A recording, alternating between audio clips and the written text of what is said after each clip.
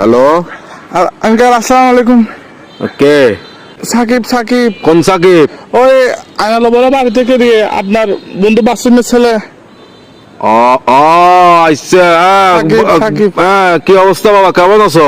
Uncle একটু একটা কাম করেন না, আমার বাসায় একটু যাইতে পারবেন? একটু আমার আব্বু আম্মুকে একটু বুঝে বলতে পারবেন? কি সমস্যা? আমি আঙ্কেল একটা অন্যায় করে ফেলছি যে আমার থেকে কিছু টাকা দাও। আমি ওই দিকে আপনার দেনবাজার মোড়ে যেটা ব্যাংক আছে সেটা আমরা ডাকাতি করে ফেলছি। তো কি? আমরা 7-8 জন মিলে ডাকাতি করছি। তো এগুলো কোনো কথা? তোমার ফ্যামিলিতে সোসারটা আছে কেউ? এগুলো একটা কাজ করলা তুমি, এগুলো কিন্তু উচিত না, উচিত না। চুরি চামারি ডাকাতি ডাকাতি তো একটুখানি ছেলে ডাকাতি করে ফেলছো, কত বড় সাহস! আঙ্কেল একটু বাসায় বলে দিয়েন, একটু বুঝে বলিয়েন আঙ্কেল। আমি সেভ আসিনি, আচ্ছা, আমি সমস্যা নাই। সিমটিম ভাঙি ফেলবো।